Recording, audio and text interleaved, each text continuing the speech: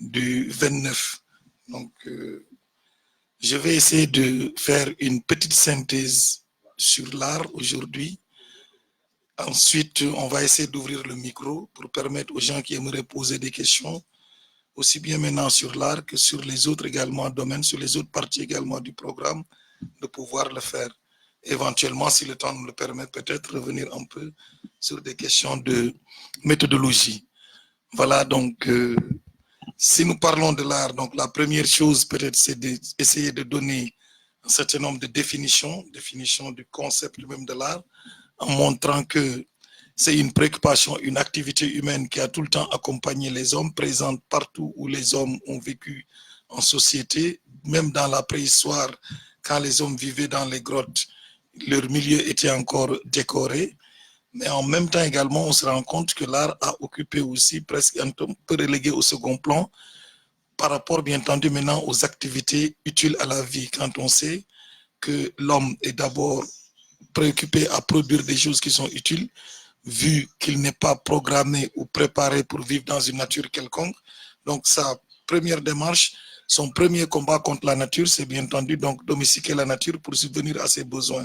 Voilà pourquoi, généralement, la quête de la subsistance, la quête des choses utilitaires, la satisfaction des besoins premiers a devancé alors la création artistique. Mais cela n'empêche pas, bien entendu, maintenant à l'homme de se préoccuper de l'art, comme le dit d'ailleurs avec pertinence René Hugues, quand il nous montre donc qu'il n'y a pas d'homme sans art, mais il n'y a pas aussi d'art également alors sans homme. Donc dès lors, donc, qu'est-ce qu'il faut entendre par art? Bien entendu, il faut déjà revisiter un peu le contexte même, l'historique de ce concept, et là on se rend compte que chez les Grecs, par exemple, quand on parlait de l'art, donc techné chez les Grecs, ce qui va donner naissance à ars chez les Latins, là le mot art ne signifiait pas ce qu'il signifie présentement avec la position moderne.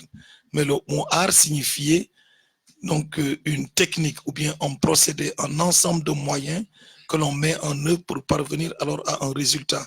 Ça traduit un peu donc la notion de technique. Quand par exemple Aristote, quand par exemple Platon parle de la moétique, donc là c'est l'art, mais comme technique d'accoucher les esprits. Ou bien quand on utilise le terme politique aussi, donc avec police et technique, donc c'est l'art également de gérer la cité. Là, c'est une technique, c'est un moyen, c'est un outil. Ou bien, par exemple, quand Descartes dit l'invention de tous les arts dans la définition qu'il donne à la philosophie, là également, le mot art signifie alors technique. Ce n'est pas donc de ces significations, ce n'est pas de ce sens, bien entendu, que va s'occuper alors l'esthétique, mais l'art maintenant comme étant alors la production du beau. C'est pourquoi il est défini généralement comme une activité consciente et libre donc de production de la beauté. Activité, pourquoi? Parce que ce n'est pas une donnée naturelle. Activité, pourquoi? Parce que ce n'est pas une chose qu'on trouve immédiatement, mais c'est l'action, donc c'est le résultat d'une action, le résultat également, le produit en réalité donc d'une certaine forme de transformation que l'homme fait subir en domaine bien précis. Peut-être qu'on y reviendra bien entendu. Donc, quand on dit maintenant action donc consciente, la dimension de la conscience, ça montre d'une part, donc il faut nécessairement la dimension de la réflexion, la dimension également de la pensée.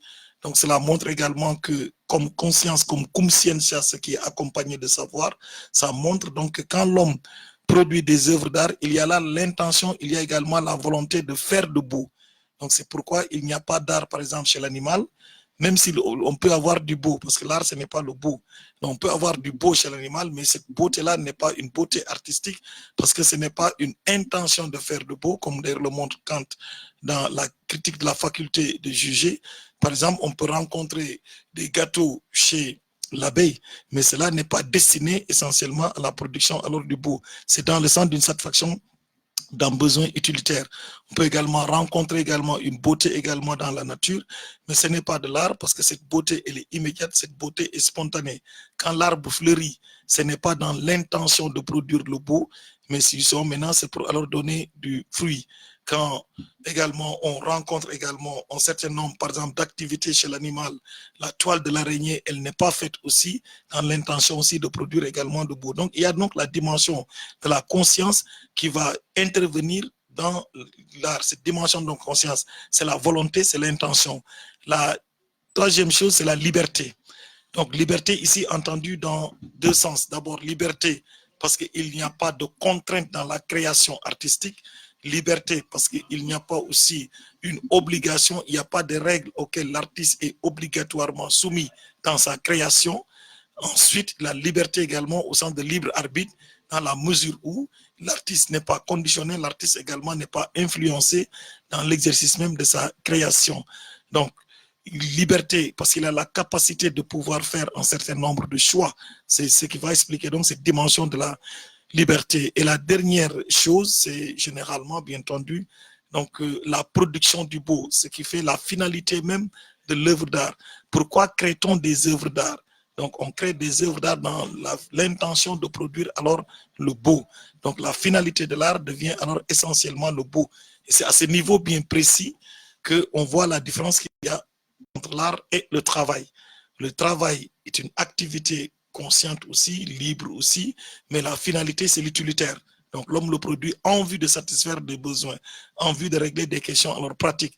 Or, quand l'homme crée des œuvres d'art, c'est d'abord pour se faire plaisir, un plaisir esthétique.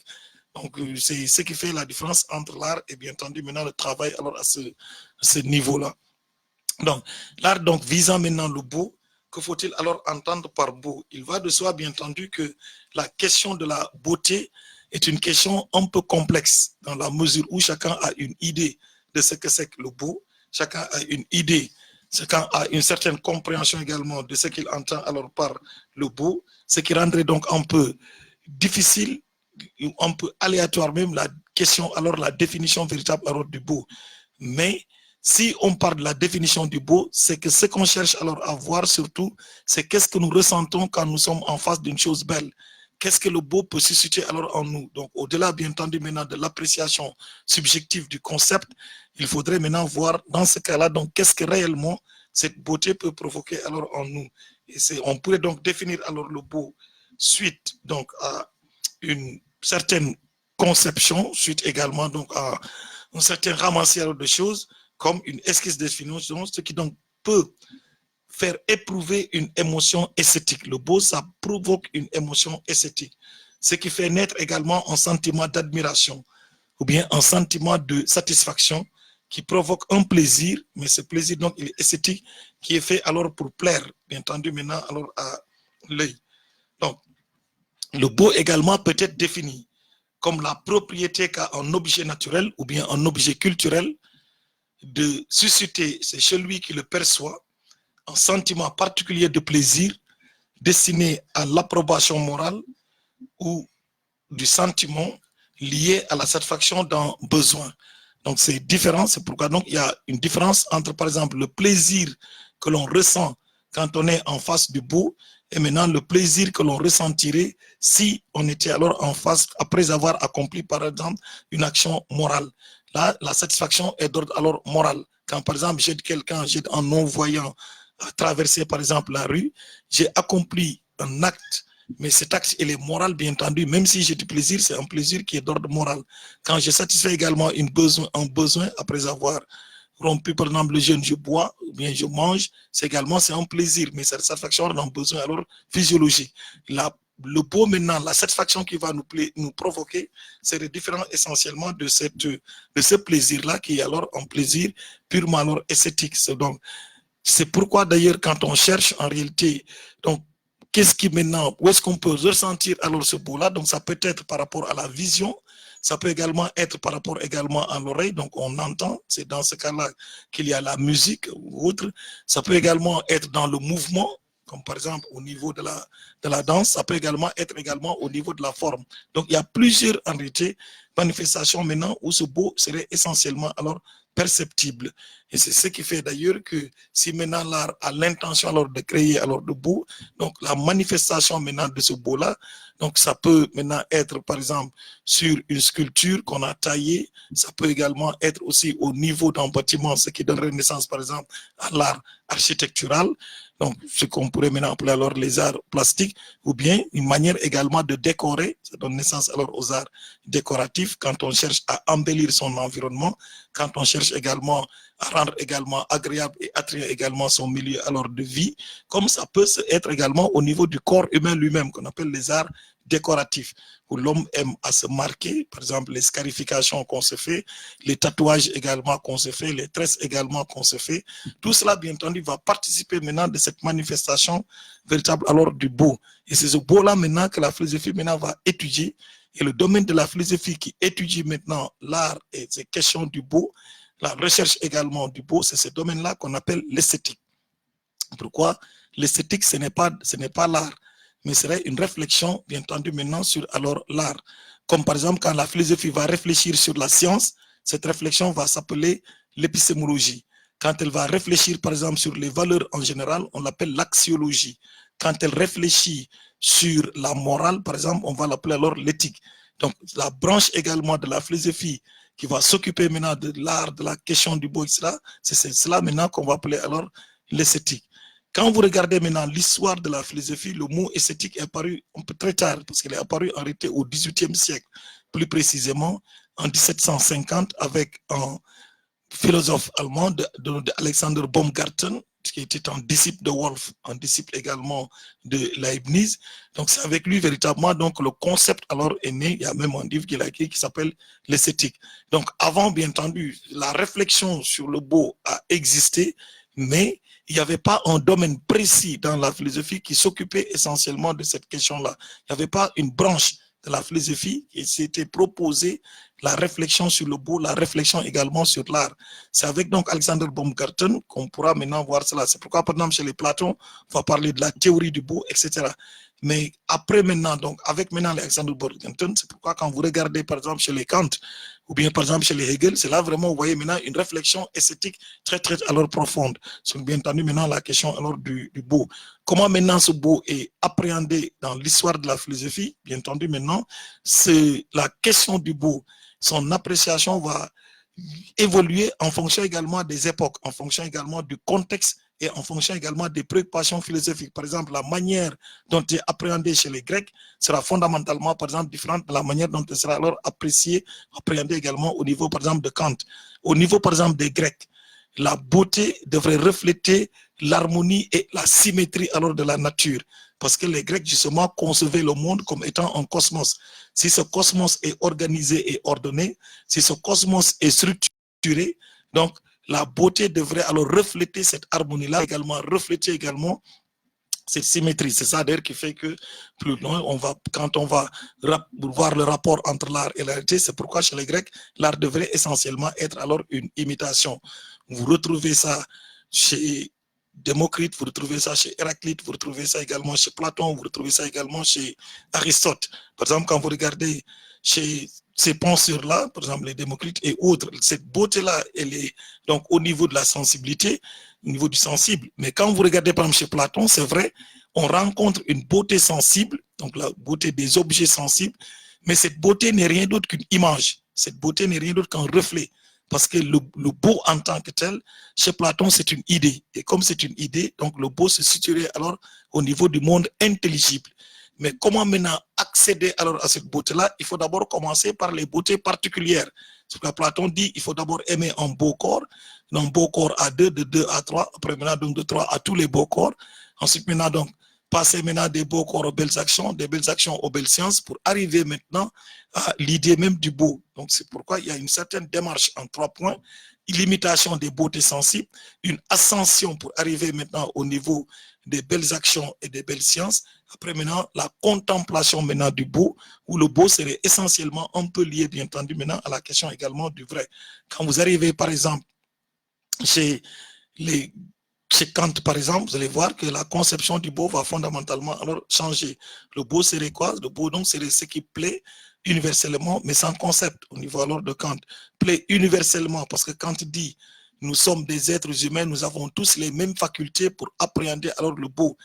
Donc, ce qui est beau, pour moi, doit obligatoirement l'être également alors pour tous. Dans ce cas-là, le beau ne dépend pas de l'objet, le beau ne dépend pas de la subjectivité du sujet, le beau ne dépend pas de l'époque ou bien de la société, mais le beau serait, son appréciation serait alors universelle. Ce qui est beau pour moi devrait également l'être également alors pour tout le monde. Mais cette beauté ne se démontre pas. Donc on ne peut pas donner les preuves alors du beau. On ne peut pas dire alors pourquoi c'est beau. Je sais que c'est beau, mais je ne peux pas donner alors pourquoi. Alors c'est c'est beau. Donc, puisque maintenant l'art va étudier alors la beauté, l'art va s'occuper, l'esthétique, excuse-moi, va s'occuper alors, l'esthétique va s'occuper alors de la beauté, va s'occuper également alors de l'art. C'est dans ces perspectives-là, par exemple, que l'esthétique va s'intéresser au rapport qu'il y a entre, par exemple, l'art et la réalité. L'art est-il une copie de la réalité? L'art est-il donc une reproduction de la réalité ou l'art est-il donc une création? Est-ce qu'on peut créer à partir du néant? Bien maintenant, est-ce qu'on peut imiter alors textuellement? Voilà à peu près les grandes questions qui se posent alors à ce niveau-là. Et immédiatement, alors, vous voyez alors trois aspects. Le premier aspect, c'est ceux qui conçoivent que l'art devrait nécessairement être une copie de la nature. Je vous disais tout de suite la conception que les Grecs alors se faisaient du beau. Dans ce cas-là, donc l'art devrait refléter essentiellement ce qu'il y a alors dans la nature. C'est comme par exemple disait Luc Ferry, l'art devrait être alors un microcosmos, c'est-à-dire donc un cosmos en miniature. Ce qu'on retrouve dans la nature, c'est ce qu'on devait retrouver également alors dans l'art. La beauté naturelle devrait également être la même également que la beauté alors artistique. Vous connaissez tous bien entendu un peu cette histoire de ce peintre Zézis qui a peint un rideau qui se trompait lui-même, ou bien qu'il a peint également des raisins qui avaient tellement une forme naturelle que parfois les oiseaux se trompaient, au lieu de se déposer sur les raisins naturels, se déposaient alors sur après sa peinture. Donc c'est là où on croit véritablement qu'il devait donc avoir une certaine rivalité entre l'art et bien entendu alors la nature. À un certain moment donné, on va se rendre compte que cette conception de l'art ne sera pas alors possible. L'art ne peut pas reproduire textuellement alors la réalité.